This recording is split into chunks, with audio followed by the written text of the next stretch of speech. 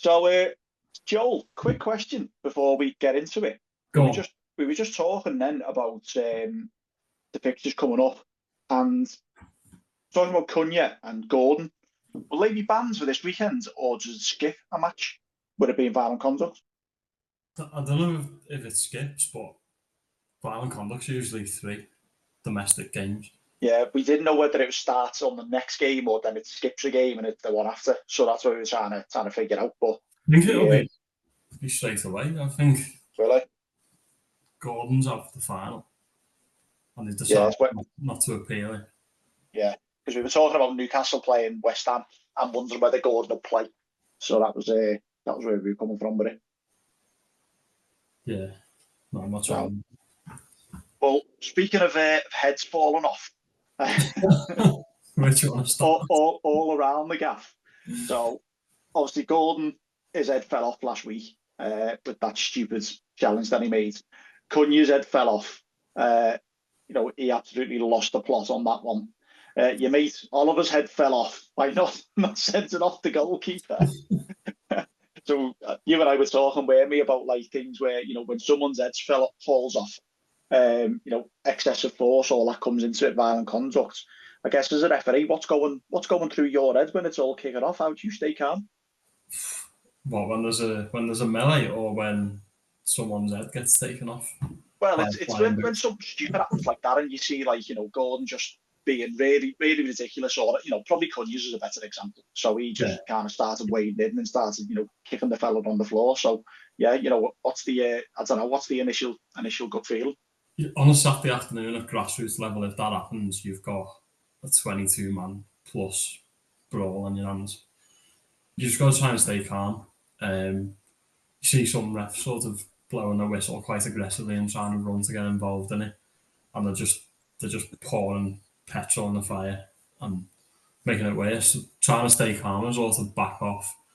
Obviously protecting yourself, not trying to get caught in any crossfire or anything like that, but just trying to get in the best position to see like who's lost their head, who's retaliating to him, who's getting involved, but not worthy of a red, maybe just a bit of pushing, and who's you might have your eye on a keeper or a defender who's ran sort of 40, 50 yards to get involved. They're usually get their cards get marked straight away.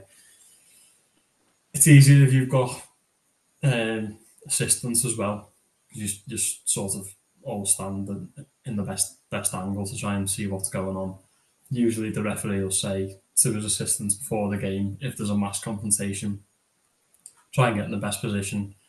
One assistant will take the home team, the other one will take the away team, and try and in real time take down who's getting sent off, who's getting a yellow, whether or not, and then it comes into your head whether or not the game is going to continue or whether it'll just be a farce to continue it.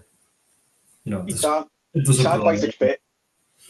quite experienced in this, Joel. So I guess my next question is how many or any experiences that you can share where this has actually happened and it just went off?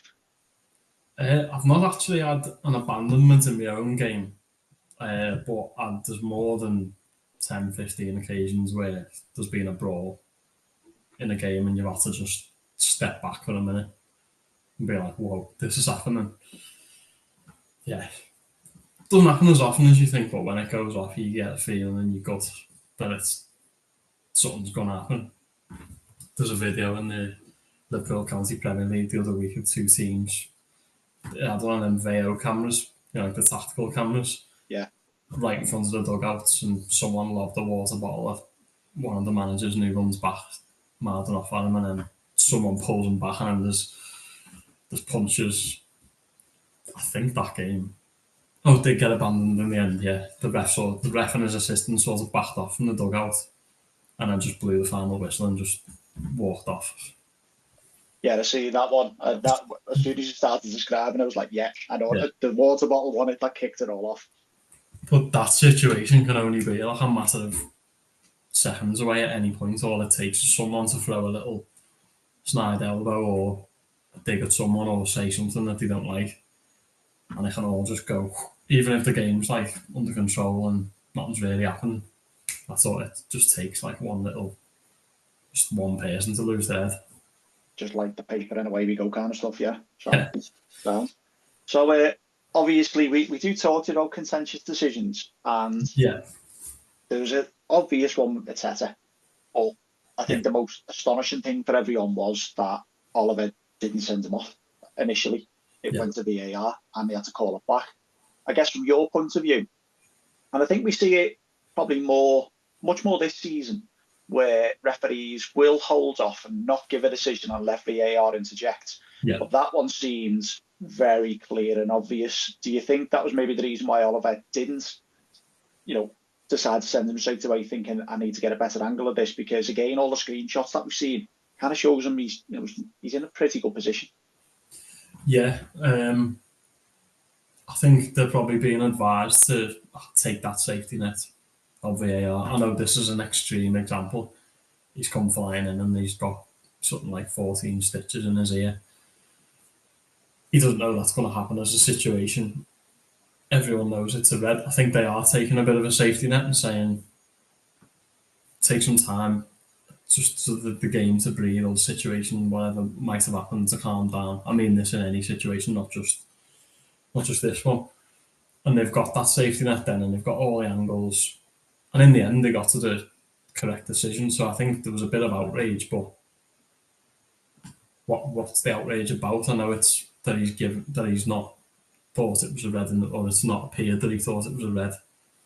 I've mentioned this before on here about sort of selling a decision. You think everyone will look at it and go, oh yeah, it's definitely red. Of course it is. But if he runs in and reacts and just pulls his red card out, and then VAR interjects, and it's definitely not a red card in another situation, then he looks worse. And he's got the decision wrong clearly in the first place. So better to hang off, come to the right consensus the first time around rather than get it wrong and then after rescind the kind of thing. One for the younger viewers on the pod. So if you want to see an interesting one, just Google Tony Schumacher in the 1982 World Cup and have a look at that for a foul. I haven't come across that one. I think that was it was the original worst foul you've ever seen. So yeah, give that a go. Give that a go. I can't believe you've not seen that, Joel. You need to look at that. I probably have, just not realising it was Tony Schumacher. Tony Schumacher. I don't actually know if he got sent off. Come to think of it, that's the surprising thing. And we see him on the other day where Kevin Keegan just got absolutely floored with a punch, and the defender never got sent off, but then Keegan got sent off for complaining. So there's all ones. And again, Google the Battle of Santiago. That's an absolute classic. Oh, that one, yeah. So there's been a bit of a real change in the last week to do with goalkeepers holding on to the ball. I guess what's your take on it? Does it seem sensible? Will it get enforced? Because the indirect free kick for holding longer than 6 seconds, as far as I knew, never got enforced at all. Yeah, I think I've only ever seen it enforced once against Simon Mignolet. He held onto the ball for 22 seconds and we conceded an indirect free kick, and they scored from it. It's the only time I've ever seen it given, because I think the actual offence, to be holding it for 30 seconds, you're taking the mick, but the outcome of that offence seemed so far away from a bit of time wasting. You've got an indirect free kick on what could be the edge of the 6-yard box for that. So I think that I can see where they're coming from, that they've tried to make it a bit more level with the offence, doesn't it? You've given the corner away, you've got an attacking choice. Put it into context, so essentially there's 8 seconds with the keeper's got to, for those that haven't seen it, there's 8 seconds for the keeper to get rid of the ball or get it out of the hands. For the last 5 seconds, the referee has to give a hand signal to show that he's counting down the 5 seconds. So there's got to be essentially a bit of a clear way to know when your time's running out. But as I say, it will be interesting to see how that kind of works. And goalkeepers will get wise to these things. They'll they'll let the ball out to the feet and so on and so forth. So it's they'll find ways around it to make it a bit longer.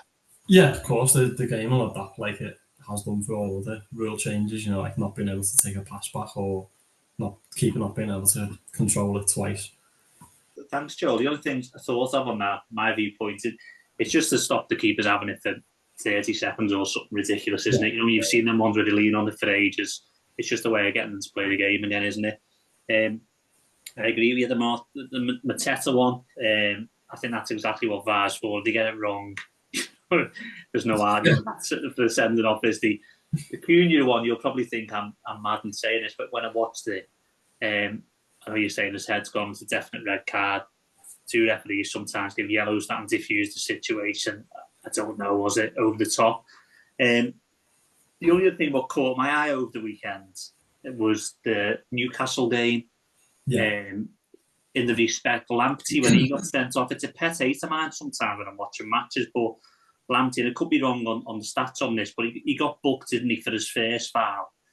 And then his second foul, I don't know whether because Gordon got sent off, the referee felt like he had to even out, because to me, I think that was his second foul the whole game. And it just, I sometimes think if someone's on a yellow card, automatically now in the modern game, people think that their second foul is a red card. And to me... Yeah, does come into it a little bit. Because sort of the crowd are more sensitive to any foul he makes now. Yeah. They're shouting for a red. Of course they are, but not all fouls are given as a yellow card. If he's been given it for persistently fouling, then yeah, fine. But yeah, you're right. I think he only had 2 fouls in the game. But I think they were both reckless or stopping a promising attack. Both yellows in their own respect, regardless of whether it was his first or his 50th. Yeah, but I think most fouls are classed as stopping a promising attack. That's the thing. When I watched that second foul, I think the second foul, they might have had one forward. They had about 6 players back to the team, and he was going towards the byline. And I watched the tackle, and he come across him. He was a split seconds out of it, and he fouled him. And I just thought it's a free kick, and then he gave him a red card. And I think sometimes the commentators, Neville, when you listen, we've mentioned this before in this podcast. When you listen to Neville, when someone's being booked and someone else fouled, he does that. You know there's trouble then. Yeah, and I'm thinking, no, it's just a foul. I just think we've got to be careful that we're in danger of, if someone gives away 2 fouls, just nominal fouls, you get 2 yellow cards and a red, it's just going to take the competitive edge for me completely out the game. That's what they needs to be mindful of, I think, a little bit. But I think what you said there, Joel, right? It should be more for continuous fouls, doesn't it? If someone's trying to spoil the play and you've got a player who's fouling all the time, it's a yellow card warning, you carry on, you're going off, carries on fouling, it's a red card then. But I think that was the only thing that caught me eye. The back end of that game, I thought, I'm sure he's only had 2 fouls the whole game, that Lamptey, and he sent him off. And I just thought that was a bit harsh, mate. Yeah, I don't think, from my perspective, I don't think that comes into my mind as often as you think it would. Do you know what I mean? Mm-hmm. Sort of gone, all right, he's had his first one. I'll note that mentally. He's had his second one. It's when you sort of know the types of players who will do it. I'm talking of grassroots here, and then they've had 2, and you're like, come on, you've had 2 already. You have a little private word with them. Then you make the 3rd one, you're like, it's a public word, and the captain comes in, and you're doing all these hand signals like, stop it. And then after that, the next foul he does, it's easy. But then he's made 4 probably where that bar might come in for me for persistent infringement. But it doesn't matter if it's the first second of the game. If he makes a reckless foul, it's a yellow card. Great, thanks, Joe. No worries. Did you see that quickest red card in history? No. I did, yeah. Was the it fucking Shrewsbury? Shrewsbury? Oh, I did see it. No, I did see it, yeah. I was watching the Bastard game. The ball came up, didn't it? Back then, something went like that, didn't he? Yeah. I seen it. Yeah. How many seconds was it? 13, I think. 13. I was listening to another podcast before, Football Cliches, and they were sort of joking about it, going, well, when is it? Is it when the foul's given? Is it when the ref goes to the back of his pocket? And then Opta have come out and said it's when the ref's got the apex of his card out. Like it's fully in the air. So that made me laugh a little bit before when I was listening to that. Just on that other point, my stats team came back to me on the Cunha and Gordon. They're both banned this weekend.